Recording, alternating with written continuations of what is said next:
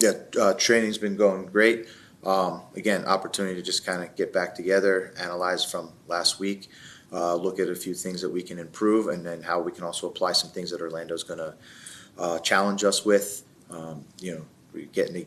Keeping the group together, going on the road. We know it's a challenge in the MLS, but it's a challenge that we're looking to embrace, as we know it's sort of our path to achieving the goal of making the playoffs. It's no. Oscar's a great coach at Orlando. And his team is going to be organized. His team's going to be prepared. I spoke to the team today, and I said the result that they had on the weekend versus Kansas City is a complete outlier of the form that they've been in. So we're expecting a team that's going to be hungry, together, ready to compete on their home field. We need to be prepared to match the intensity from the start. Great, thank you. We'll start with Jacob. Yeah. BJ, you have a two-week break immediately after this, and that means you'll have played about 2 games in about 5 weeks by the time you go play Atlanta. I guess, is there a point where that becomes a hindrance to have so much time off, or is it still a benefit most of you as you're still a new coach with new systems you're trying to put in place? We look at it right now as every day that we get together is an opportunity for us to improve on what we want to do, improve on how we prepare, improve our processes inside here, is even working together. So I think for us it's just we look at all of these situations as opportunities to continue to get better and move the group forward. Ben? Yeah, BJ, just kind of looking at Orlando, obviously, you talked about Oscar Correa, but they have kind of a lot of players who can kind of pop in a bunch of different roles in their attack. They have 3 guys who can start up front kind of at any point. How do you kind of balance what you expect them to do just kind of from a philosophical standpoint, while also kind of knowing that there's some things that can change from a personnel standpoint? How do you plan for that? Yeah, I think for us it's just about being really clear on what we want to do. They are a team that has tremendous individual talent. They have attacking, I would say really good attacking talent that moves all over the field, and their shapes are adaptable. So I think for us it's just about being very clear on the structure that we want to have, not getting caught into who's playing where, but just about the spaces that we think are important to defend. And we want to do it as a collective unit, and that's what we're all about, is doing it collectively. And so we know the types of challenges that a really good attacking team like they're going to present, but for us it's staying true to sort of our structure and our principles, and not getting caught into sort of all the interchangeability that they present on us. Go ahead, Yeah, and then kind of just MLS as a whole feels like maybe one of the hardest leagues to play on the road. I know you've talked about kind of what you want to do from an approach perspective. Does that change at all when you go on the road? And if so, how do you balance still wanting to be proactive and create chances and all of that, while also kind of just realizing the realities of just difficulties playing away from home? Yeah, it statistically tells you across the world that it's hard to win games in this league in general, and it's even more difficult to win games on the road. And so for us, it's about being pragmatic in our approach, not changing who we are, not changing our identity, but at the same time understanding that we need to find the moments and the opportunities to exploit the opponent and what they give us, and take advantage of those moments. Sometimes the moments on the road are a little bit less, but they still are there. There's still opportunities to win games, and we just have to recognize them and seize them is the best way that we talk about it, but not changing away from who we are philosophically and from an identity. Claudia? PJ, looking back at the game against Austin, you were setting up the team on a 3 at the front, 3 in the middle, 4 back, whenever you had no ball. It looked like that way. And then, the first part of the question is this part of your culture? Is that what we're going to see, or it would change depending on the rival and where you play?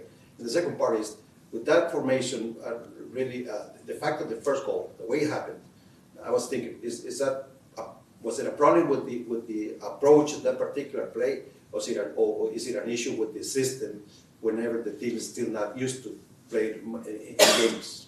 Yeah, so I'll take the first part. I don't think we don't look at our identity in based of a system based. We do it in a principle based. So I think that gives us the flexibility that if we need to be adaptable in different sort of shapes, we can do that and we can present it because our principles of the way we want to play and the way our players see the game remain very, very similar. So our identity wants to remain the same, even if the players get put into different sort of positions. And I think that can adapt throughout a game, and it can adapt as an opponent adjusts. So I think in the Austin match, you saw a team that was adjusting between building in 4, building in 3, dropping Perea down between the center backs. So as they continue to adjust, we have to continue to adjust in our starting positions, but not necessarily our principles. That always remains constant. The first goal that you bring up, for us is, we talked about it as a team after we analyzed it. It's a little bit of, I would say twofold, right? We're able to find Shaq into a really good attacking position, and he's able to create a penalty box entry, and the goalkeeper saves the ball. So now that moment we've changed from a finishing attacks phase into basically like there's a moment of transition to get our shape, and then we have to change into more of our mid block. And so it's about that recognition and now understanding that if players find themselves in a position that might not be theirs, they have to assume that role. And so, we talked about being quicker to recover as a team, knowing that we want to still have our back line intact. So maybe somebody else has to fill that position until Shaq has the opportunity to recover. And then also just the feeling of the group is now the goalkeeper has the ball. He runs up to the top of the box. And for us, is that a time to engage, or is it a time to just slowly, recover and retreat because we had just gone on a fast attack? So it's part of that team gelling.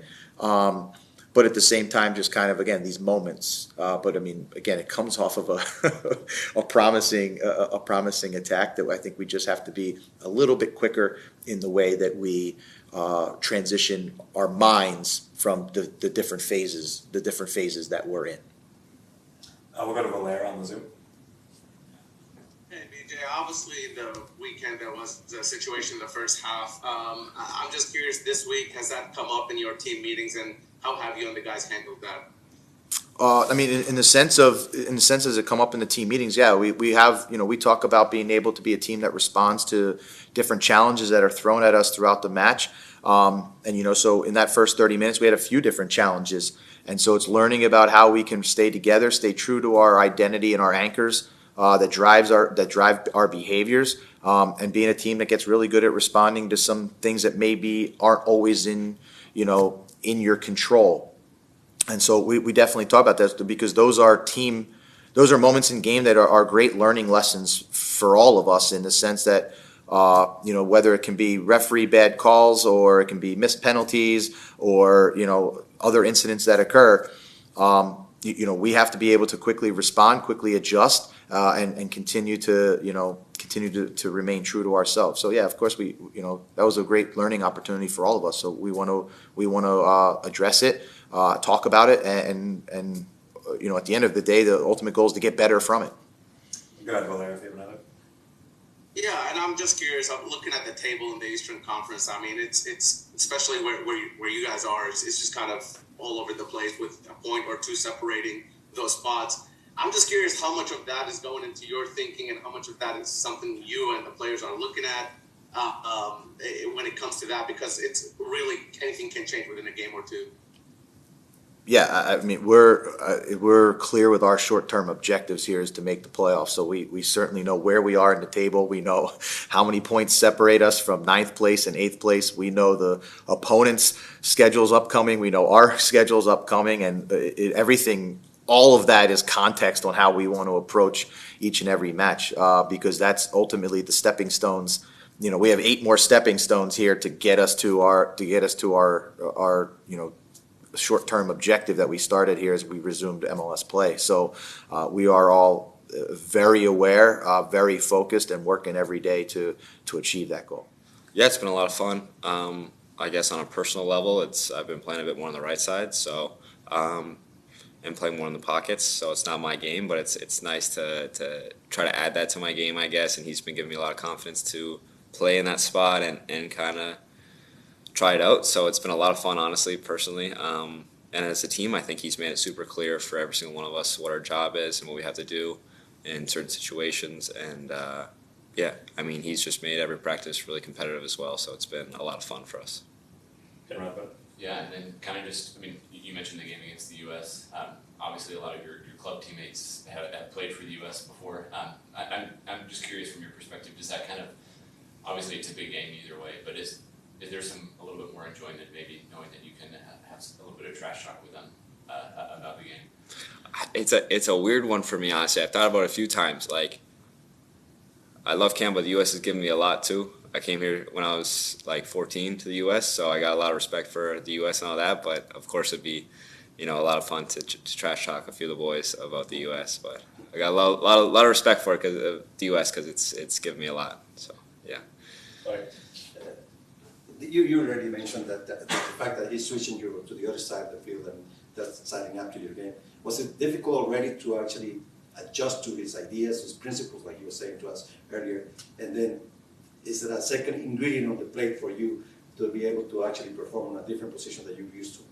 Yeah, I think it's been like it's weird because I kind of said this right before Copa to learn a lot about soccer stuff, I guess. But it's been like a crazy amount of stuff that I've just learned about because I had Jesse Marsh. It was like a whole new system, and I came back and I have BJ. And it's a whole new system, so it's like seeing the similarities between the two has been really cool, and the differences and more stuff to learn. It's been a lot of fun. And then for the right side, it's funny. Like we'll do drills, and I feel like my brain is just like oriented to the left side. Like I'll just automatically go to the left side every time, but it's just like figuring out and getting on the right side. But it's funny. I mean, I've loved it. It's just adding to my game, which is much needed, I think. I have a lot to work on and learn, so it's been a lot of fun. Now, how do you feel that's going to work out when you go back now to the national team and actually switch your brain to the other side again? Yeah, I mean, it's a bit easier switching it back to the left side, I think. But it's nice to know that I can play on the right side if it's needed at the national team as well. So, yeah, I mean, it's easier going to the left side than the right side. well, I go to Valera on Zoom. Hey Jacob, obviously you were on the pitch last weekend where a rather strange incident occurred. I'm just curious, were you aware of what happened when we were playing? And afterwards, was it hard to get back into the game after something like that happened that's not usual? Yeah, I wasn't really aware of what happened. I think a few of us were just confused, and of course, it's going to throw you for a loop if someone gets subbed off like that with not knowing a lot of information. So it was a tough one, but I think we responded well on the field to play through whatever happened. Go ahead, Valera. Yeah, and one more. Jonathan Perez has been one player of the match, actually, the last match, and he's kind of been a new addition on the wing, playing the opposite wing than you. Have you been working with him in the training ground, and what are your first thoughts of him? Yeah, he's a great guy. He always just calls me Canada, so I call him Mexico. Those are our nicknames right now for each other. I got nothing but good things to say about him. I mean, he's been amazing out there. I've been learning a lot from him too, because he plays on the right side, being left-footed. So I'm taking a lot of stuff that he does and trying to put it into my game as well. So he's been a great addition for us on the field and also in the locker room.